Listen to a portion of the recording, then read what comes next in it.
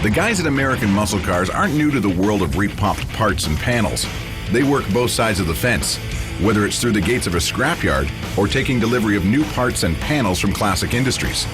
The trick is syncing the old with the new.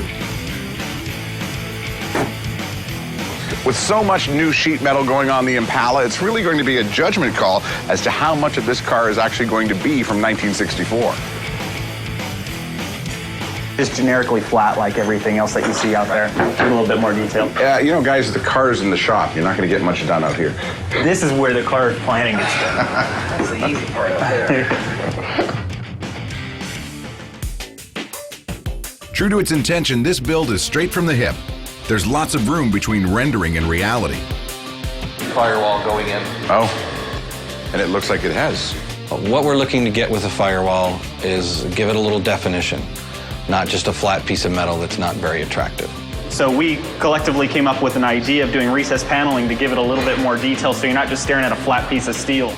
But we're still dealing with a 1964 car here, and we've got some cancer issues here, right? Yeah, there are a couple of minor little cancer issues, but all of this stuff will be cut out to fit, and we'll be grafting that panel in, which matches the driver's side panel, because we won't be using the original heater and AC unit.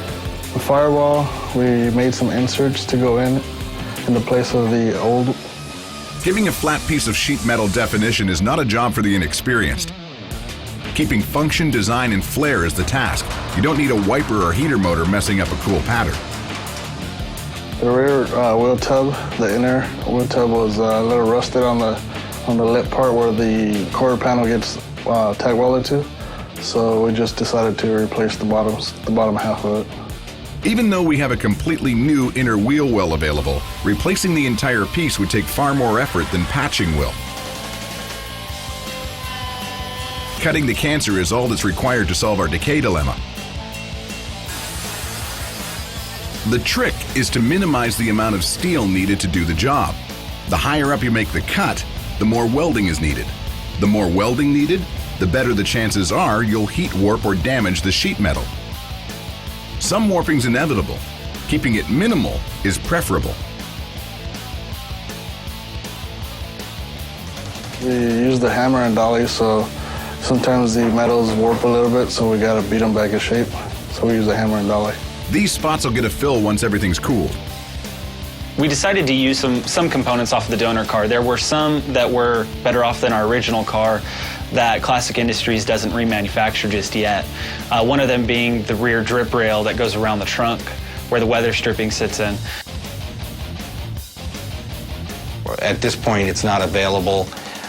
It's a very difficult part to create because it is such a large part, and there are so many different angles that it bends and shapes to. It's all about supply and demand when it comes to aftermarket. Salvage saves you more than you'd think. I'm not gonna lie, cutting stuff like that out is pretty ridiculous because you have to go through double and triple layers. Not all the layers are sitting right on top of each other, so you try to use a plasma cutter or a cutoff wheel, and sometimes you don't get through all of them. Of course, some sweat is involved. I'd rather have Dan do it. It was a lot of work. I already did it once. All in all, it's a pretty painless procedure.